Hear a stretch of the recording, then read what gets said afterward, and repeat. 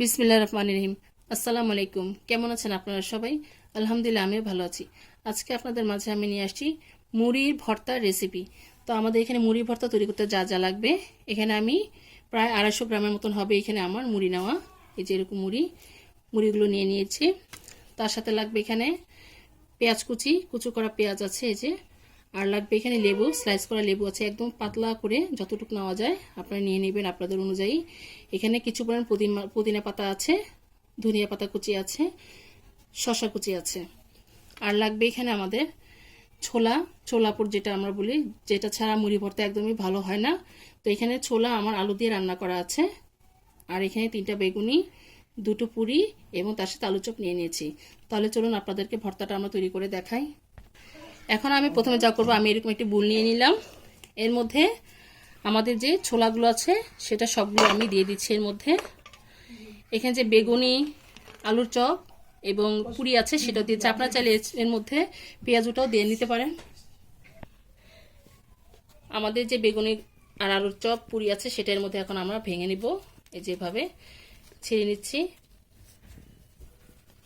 এভাবে প্রত্যেকটা যে আমাদের এখানে বানানোর যে জিনিসগুলো আছে, আলু চপ, বেগুনি, পুরি, এর সাথে ভেঙে নিচ্ছে। আপনারা চাইলে এর সাথে জিলাপিটাও দিতে পারেন। আমি এর সাথে মিষ্টি মিষ্টি লাগে দেখে সেজন্য আর দিলাম না। আলু চপও দিয়ে দিচ্ছি এর মধ্যে। যে পুরিটা আছে সেটাও এর মধ্যে দিয়ে দিচ্ছি। আপনারা চাইলে এর মধ্যে ম্যাজিক মশলাটা অ্যাড করতে পারেন। আমার মুড়ি মাখা একটা রেসিপি আছে, চাইলে ওর মধ্যে সেটা আপনারা দেখে তৈরি করে নিতে পারেন।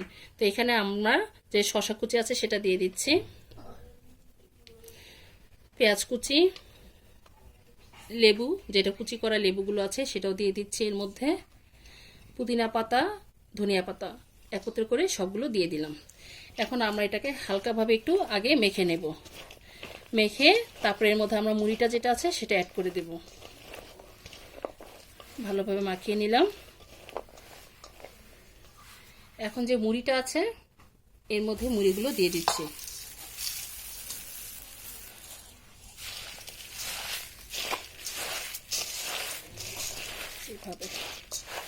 ভালোভাবে মাখিয়ে নিতে হবে।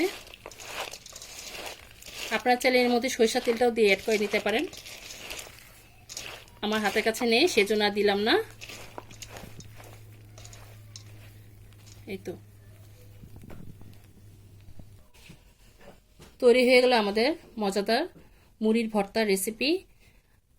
এটা শুধু রমজানে যে খেতে হবে তা না, আপনারা যে কোনো টাইম, এনি টাইম খেতে পারবেন। তো এটা অসাধারণ মজা হয় এভাবে তৈরি করলে।